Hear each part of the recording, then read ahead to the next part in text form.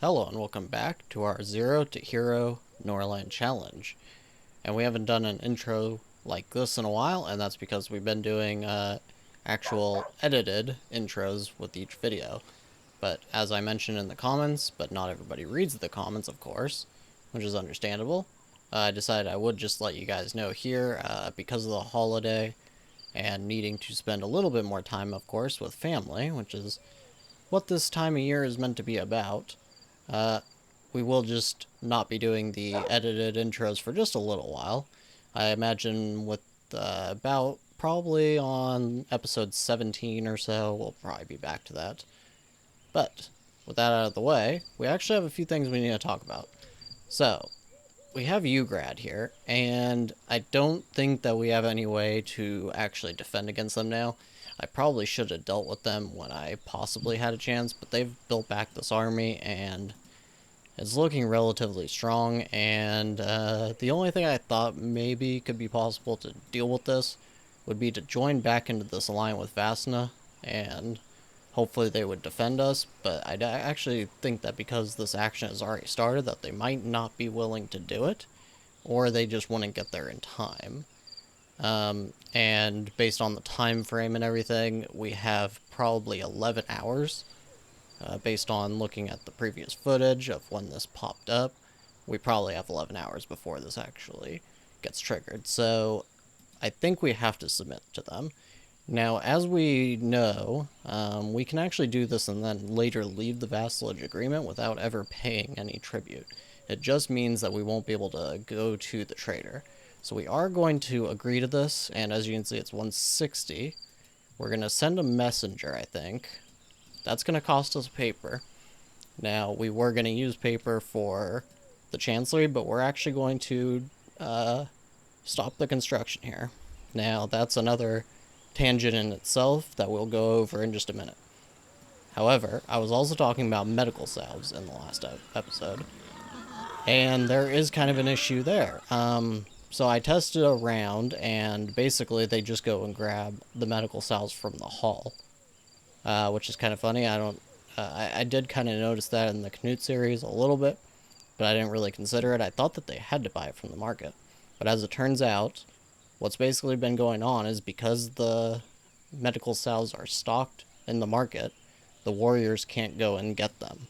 So what we need to do is prevent the medical salves from being sold in the local market, and then the warriors can actually go and get them for free from here.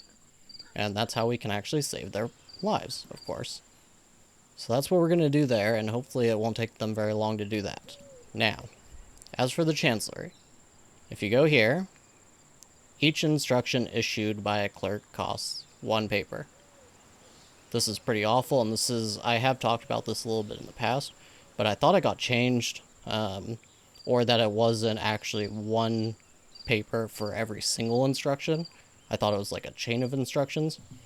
But I have talked about how the talent for management is one of the strongest in the game, but considering it's actually 1 paper for every single instruction, and you think about it, and 1 single instruction, is that ever worth the price of 1 paper if you had to just buy the paper straight up?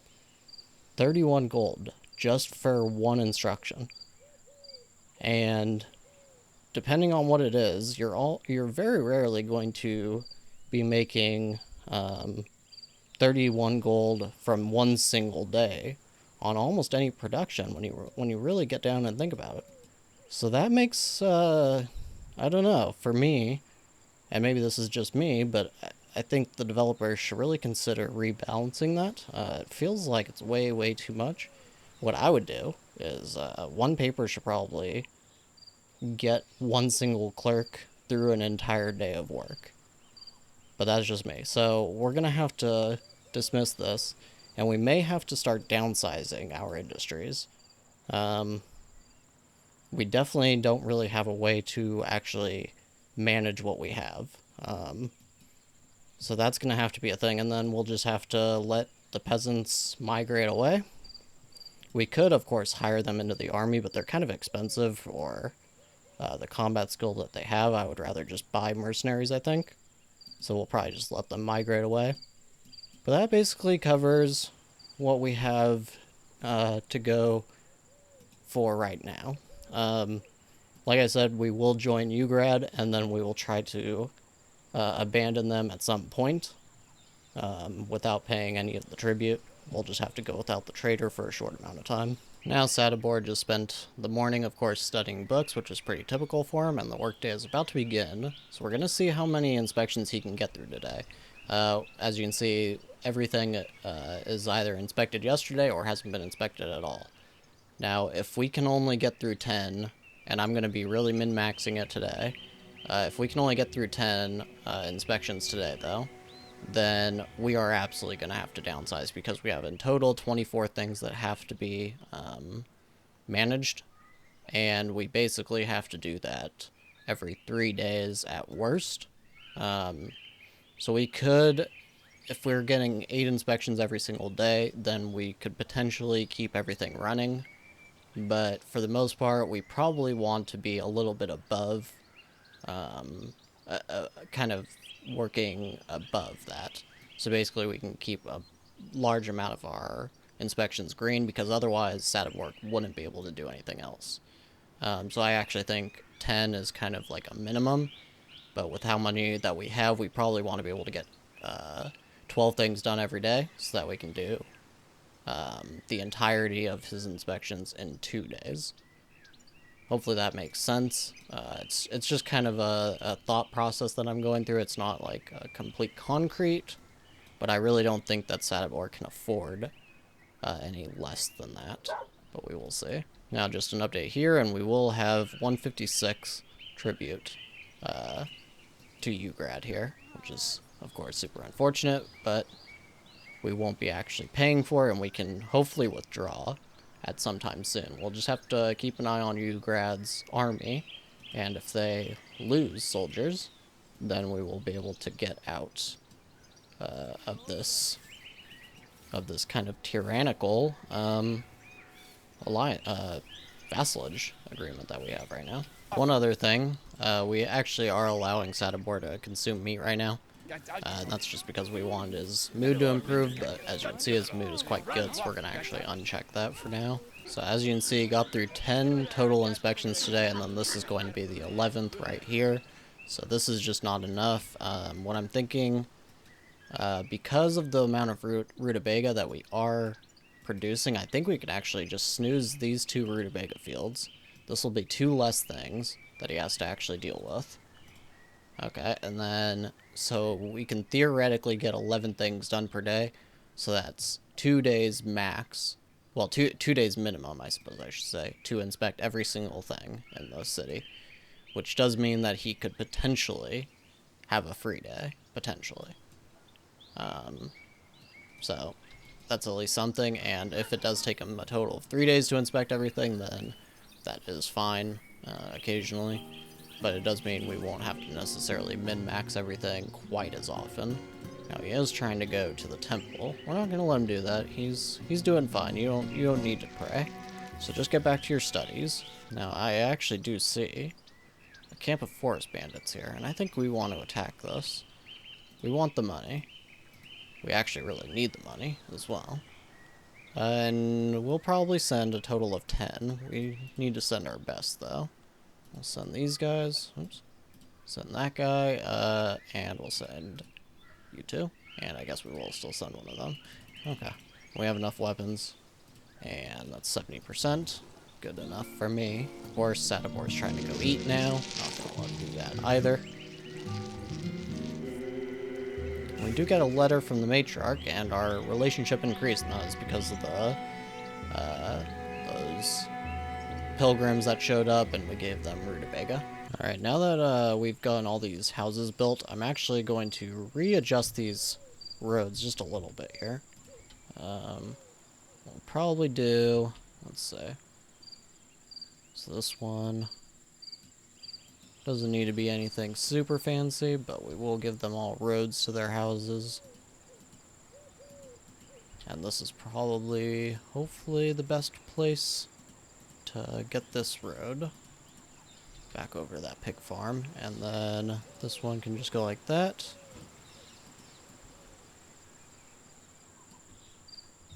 And that looks pretty good. Okay, so here we are at the Bandit Camp battle now. Let's go ahead and just jump right on in, and these should not be any kind of an issue. We are going to have Neva try to stay in the back once he gets over there. I have noticed, and I don't think this used to happen, but if you press stay in the back, they actually all stay behind, and they, like, won't run in. I feel like, if I remember right, it used to be just that the squad commander would actually try to stay in the back. Whatever the case, did unfortunately. Did these both die? That one's in pain and shock. Also in pain and shock. They're still alive, though. It does look like we lost 2 men. It's not good. Let's see what the rest will look like once they get home. Okay, so now what we're gonna do, and because how I believe it's going to work. So as you can see, with all this unemployment that we have, I'm expecting that we're obviously not going to get more migrants, and we will probably soon have peasants abandoning the city. But hopefully those will be peasants that are not loyalists. I'm sure that's how it'll probably work, that the non-loyalists will probably leave first because they'll be more upset or whatever. But either way, we're going to take these away from the army and put them back in peasantry, because loyalists, of course, they do have the production boost, so we would be much better off having them there. Now, of course, we are just dealing with Sator's inspections and everything. Hopefully he can get a good amount of that done today. Now, as you can see, Dwar is actually getting a strong amount of skills as well. I think what we'll probably do is, if he ever becomes of age during this series while it's still going, we may use him on things that he is not better than Sator in. So we wouldn't use him for combat or command, most likely. But we could probably use him as a manager, and maybe as a second trader when Sator's not around, and otherwise maybe just as a studier. So if he becomes of age, that could actually be pretty good for us, and that may be something that we just have to kind of wait for. As you can see, he's currently 9 years old. So that is something that could very, very potentially, he would become 18 by the time Sator is about 51. So that's something we could look forward to. Okay, so our warriors did make it back, and as you can see, 2 of them appear to be unable to move, and probably are at risk of gangrene, I would imagine. This one just can't move. Yeah, gangrene. Okay, so hopefully they will use up the last 2 medical salves. As far as the rest, they all seem okay. This guy can't move, but he doesn't seem to be dying. The rest of them seem okay. Unfortunately, I think we lost one of our stronger units. I think we had a guy that had 11 combat, so he may be one of the ones that actually died, which is super unfortunate. Well, it's still okay, though. We still have a pretty good army, honestly. We just are probably going to need to keep hiring more of them, of course. We'll hire this guy. He's kind of expensive, but that's okay. We're not going to hire this one, I don't think, at the moment. And we did finally learn the mine, so what else do we have left? Just keeping prisoners or cooking meat. I don't think we really care too much about having the prison ward. We do have 3 prisoners right now, but we don't really need them. We could allow Sator to do cooking meat, just because if he does finish this, then he will only pretty much have to eat meat like 1 time every, like, maybe 5 days or so, or probably even less, and it'll increase his mood so much that we won't really have to have him consume a large amount of meat, which will actually be pretty good. Now, one kind of windfall, I suppose, with being a part of Ugrad temporarily is that we can actually see a little bit more of the map, but it's not very much. We do have Gorno, but unfortunately there's just no more bandit camps that we can go and attack right now. But it is hopefully something that will allow us to see a little bit more bandit camps in the future. Now, as you can see, we actually have 16 unemployed now because, well, I'm not totally sure, actually, why we have 16 unemployed. That is a lot of unemployment. I don't think that it's because of missing instructions either, so I'm not totally sure what's going on there. We didn't get any more migrants that I can see, so hopefully that'll fix itself tomorrow. But it could partially be because of prisoners, but it shouldn't really be causing that much. We'll have to see. Now, because we did get the mine, what we're probably going to have to do, we're doing pretty good on rutabaga, but I think we will actually snooze one of these lumber mills instead, and we will go ahead and place the mine now. And that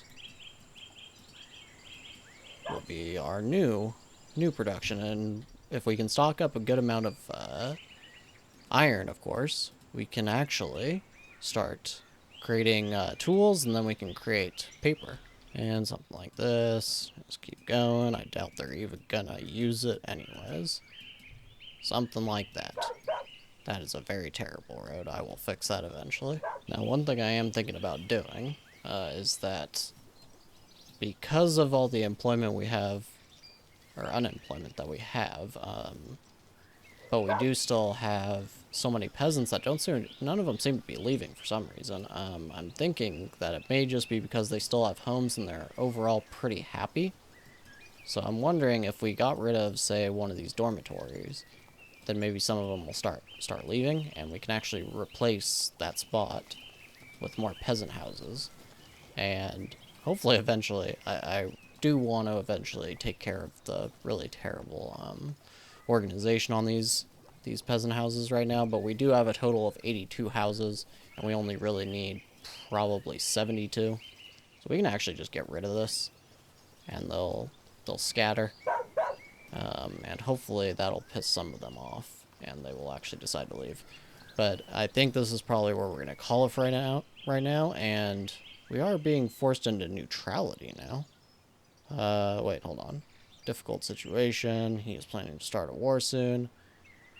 Oh, okay. Well, that's not. Okay, Vasna actually wants us to leave Ugrad. That's actually hilarious.